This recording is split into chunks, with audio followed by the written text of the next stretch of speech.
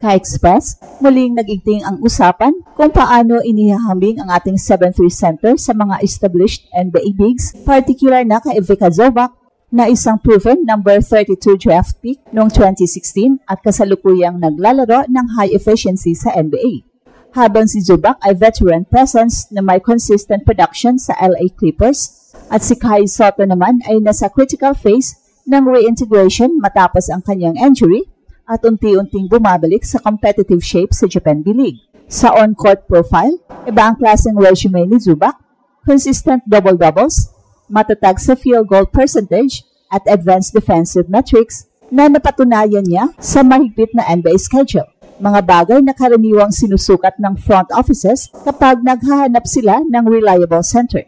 Sa 2024-25 season, nagpakita si Zubac ng efficiency at rebounding numbers na ginawang asset siya sa rotation ng kanyang kupunan. Ito ang level na kinokompara ng mga scouts kapag tinutukoy na NBA ready na ang big man. Pero hindi dapat maliitin ang potensyal ni Kai. Ang kanyang wingspan, timing sa shot blocking at basketball IQ ay tumataas ang kredibilidad dahil sa international exposure laban sa varied style sa Japan B-League at sa national team practices, natutunan niyang mag-adjust sa mabilis at positional play. Importante rin ang kanyang edad, mas bata si Kai at may development runway pa, kaya maraming evaluators ang nagbabanggit na maaring higit pa ang upside niya kumpara sa veteran centers kung maayos ang kanyang health at role fit. Practical na punto, kung hahanapin ng mga NBA teams ang immediate production, si Zubac ang malinaw na mas ready choice. Kung maghanap naman sila ng long-term upside at developmental project, si Kai ang interesting prospect, lalo na kung magpapatuloy ang kanyang improvement sa mobility at perimeter defense. Ang tunay na tanong para kay Kai ay hindi lang kung gaano siya ka-skill kumpara kay Zubac, kundi kung magkaroon ba siya ng sustainable path para maipakita yon sa NBA environment, consistent minutes, specific role, at medical clearance. So ano ang ibig sabihin nito para sa Gilas? Well, kapag nakalanding si Kai sa konkretong NBA o G-League opportunity, magiging malaking boost ito sa visibility ng Filipino pathway. Pero dapat balansehin ng stakeholders ang ambisyon at long-term development. Sa ngayon, ang pinakamalinaw na directive ay ipagpatuloy ang rehabbing, pakita ng real game setting sa Japan B-League, at i-convert ang natural gifts ni Kai sa NBA-ready skills. Kapag nagawa niya yon, hindi na lang ang paghahambing kay Zubac ang pag-uusapan na kung paano niya ginulat ang NBA mismo. While sa profile, magkaiba ang resume. Si Zubac ang veteran NBA starter o rotation piece na may track record ng consistent production sa minutes na binibigay sa kanya, at yan ang eksaktong klaseng player na mahalaga sa mga teams na naghahanap ng immediate frontcourt stability.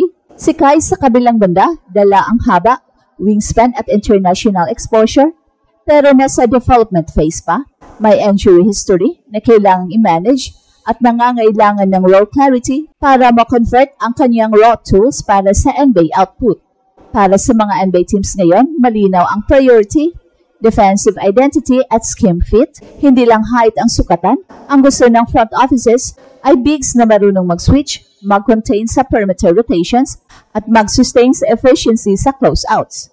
Dito pumapasok ang paghahambing kay Zubac, proven defender at rebounder sa NBA tempo. At ang tanong para kay Kai, kaya ba niya magpakita ng parehong defensive instincts at game-to-game reliability kapag binigyan siya ng consistent minutes sa two-way o G-League environment?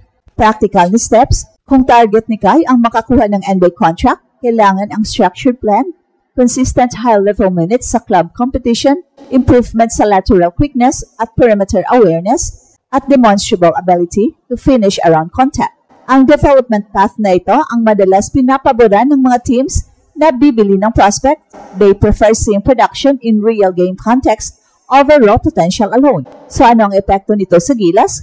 Kung magpapatuloy ang positive trajectory ni Kai, hindi lang personal milestone ang nakataya, magiging strategic asset siya para sa ating national program. Ang pagkakaroon ng isang NBA caliber center, kahit bilang two-way o rotational player, ay magpapalawak ng playbook ng Gilas, better rim protection, credible spacing kapag kailangan, at bagong match-up tools sa harap ng malalakas na frontline ng Asia. Well, hindi instant ang resulta. Ang paghahambing kay Zobac ay parehong papuri at benchmark. Papuri dahil kinikilala ang potensyal, benchmark dahil ipinapakita kung ano ang standard ng NBA Ready Center. Sa susunod na mga buwan, susubaybayan natin ang minutes ni Kai sa kanyang club, ang reports ng mga scouts, at anumang official invites o workout offers. Hanggang doon, malinaw ang mensahe mula sa scouting world. Ang depensa ang kasalukuyang currency ng NBA at si Kai, kung mapagyaman niya ang kanyang defensive game, pwede siyang magiging valuable currency para sa parehong club at sa ating bansa. Habang si Zobac ay isang established NBA interior piece, si Kai ay nasa maingat na phase ng paghubog.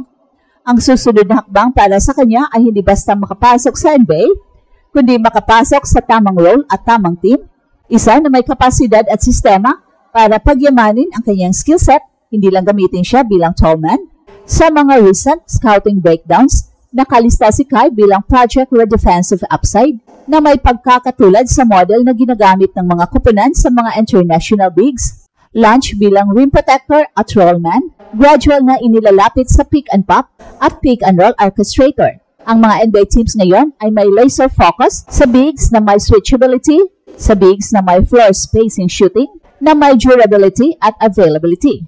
O kasama sa mga evaluative metrics, ang defensive box plus-minus, defensive rebounding rate, opponent field goal percentage, at stint-by-stint efficiency. Sa mga numerong ito, si Zobac ay consistent, kay Kai naman mataas ang ceiling, pero may key growth areas, lateral movement, mid-range shot consistency, at defensive endurance sa 2025-26 campaign. Well, kung tutusin, isang ideal scenario para kay Kai ang makakuha ng two-way contract o Exhibit 10 deal sa isang team na may veteran bigs at coaching staff na may track record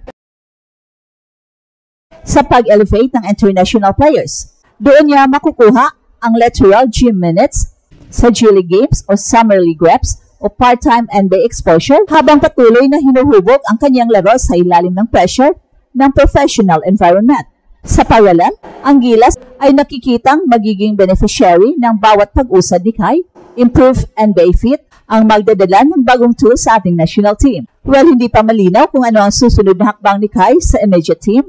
Makikita ba siya sa NBA Summer League o sa isang top-tier European club bilang interim step? Pero ang tingin ng mga analyst, kung makapagsimula siya ng tangible progress bago matatapos ang 2025 season, lalong lalawak ang kanyang opportunity window papuntang NBA. At para sa Pilipinas, ang mensahe ay simple, hindi puro hype ang pag-uusapan kay Kai, may strategy, may roadmap, at may measurable milestones. At ito ang Express Info kung saan bawat kwento, ginulat ang mundo.